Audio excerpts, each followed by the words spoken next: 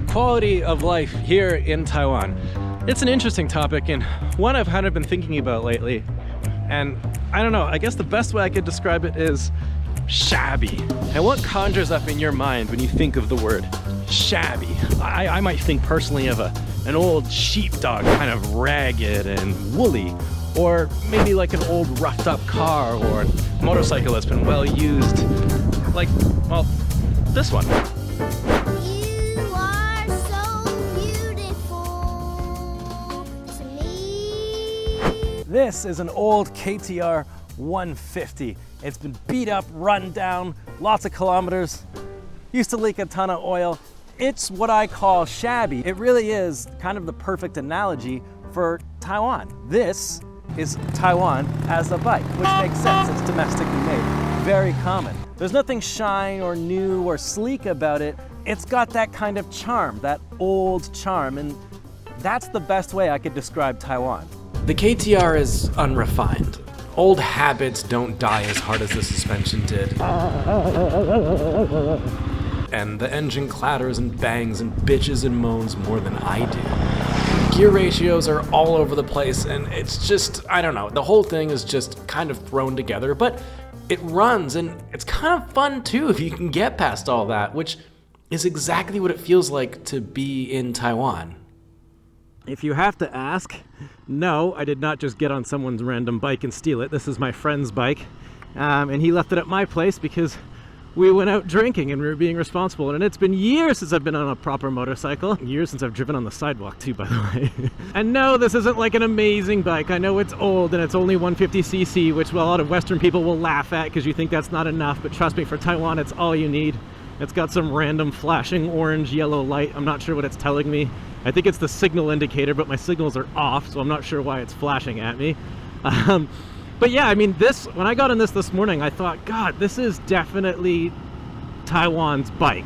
Because this is a lot of what it feels like. I guess we could compare it to like Japan and Korea, because if you go to somewhere like Japan, everything is new and there's a shine on everything. It's sleek. They're constantly renovating the exterior of their buildings to keep the place looking nice. And they don't really, I mean, obviously they'll keep the things that are old, that are historic and mean something, but if a building's like 20 years old, they'll just rip the face off of it and put a new one on. But I just wanted to describe the sort of feeling this place has, and I don't mean it in a negative way. When I say shabby, I think a lot of people think of shabby as sort of as a not nice thing, but it does have its charm. And I don't mean that Taiwan is dirty. When I say shabby, I don't mean it's dirty, because it's not. Taiwanese people are very clean. They care a lot about, you know, littering and keeping the area looking nice. Which is a lot different from a lot of other places, like where I used to live in China. The streets just sort of had like a grease over them, just sort of like the ground was black with like grease. I don't really know how to explain it. It was just sort of a buildup of gummy muckiness, and that's not really here in Taiwan. What it does have is sort of an old, run-down feeling to the place. That means healthy. Philip, I feel better now. He's a good doctor. Healthcare. It's really important to Taiwanese people, and it's really good here too. And if China didn't have its foot so far up the World Health Organization's ass, it would appear on a list so we could actually compare it to other countries around the world, which unfortunately we can't do at the moment. But most agree it's really, really good. In fact, one of the best in the world. It's quick, it's cheap, and other YouTubers have sucked Taiwan's dick dry over its handling of COVID, because they did do a really good job, so they deserve it. But I'll skip past that, just focus more on, you know, its actual implementation. That's what I'm trying to say. So I've only been to the hospital a few times, nothing major, just for checkups I have to do every year. And it's so good because, and it's so widely accessible because it has to be, it's universal. Taiwan has universal healthcare. Everyone is required to be part of the national health insurance, including foreigners that live here. You get a fancy health insurance card that keeps all my records digitally, so it tells doctors if I'm on medication, what hospital visits have I had in the past, all kinds of things that help doctors get through the process a little bit more quicker. Saves a lot of red tape and bureaucratic nonsense. And yeah, visits to the hospital are very quick. You're pretty much in and out of the door, which is actually a problem. The Taiwanese healthcare system, it's good, but it isn't perfect.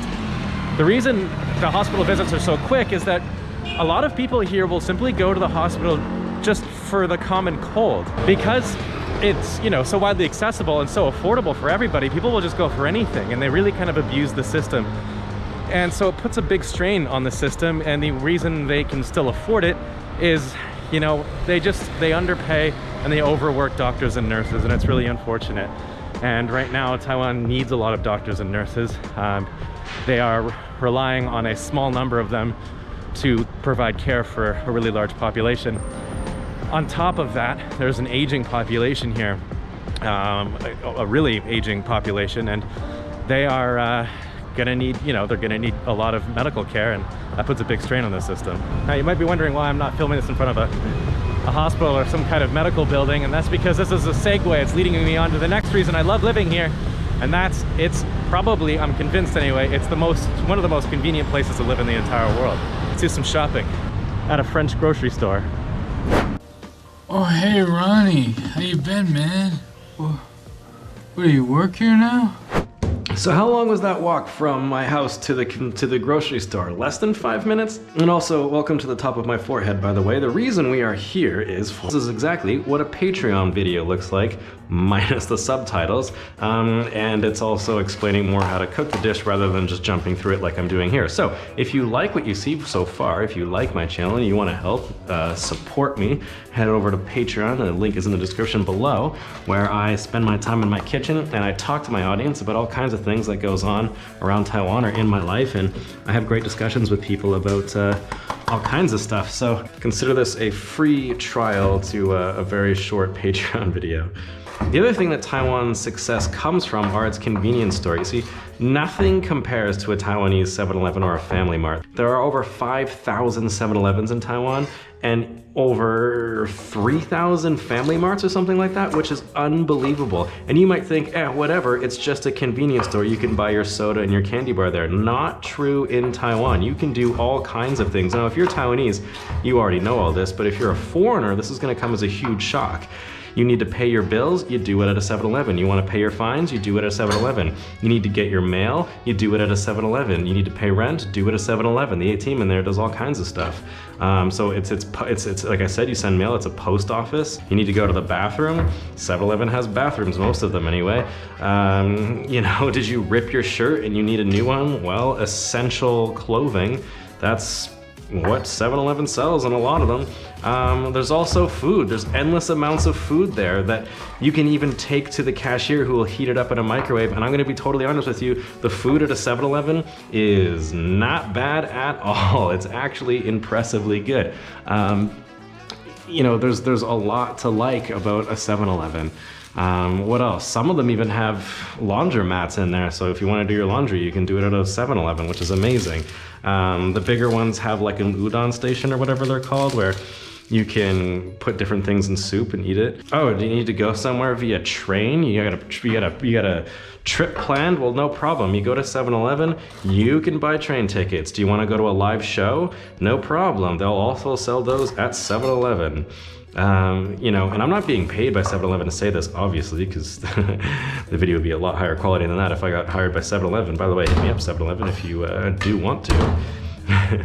Now, you might be asking me, Prazi, did you go to the grocery store and cook food in your kitchen because you wanted to show up Patreon and made these really lame analogies as to how convenient Taiwan is and ran out of time to make this video? I would say, yeah, that's exactly what happened. But anyways, again, that's sort of what Patreon looks like, but longer and more thoughtful and all that kind of stuff. So go check it out if you want to support the channel. And yeah, those are the 3 things that I think is amazing about living in Taiwan that other countries, you know, might have, but Taiwan has really perfected. There's more than that. Put them down below if there's anything else you can think of. But as for now, I can enjoy this meal. I'll catch you guys on the next one. Hello everybody, excuse the poor lighting and quality of this video, but Prozzy just messaged me he needs an emergency joke to extend his video past the money-making limit. So as I'm out, I'm doing it on my phone, but I thought I'd give you a couple of jokes, 2 or 3. You can let me know which one you think is the funniest.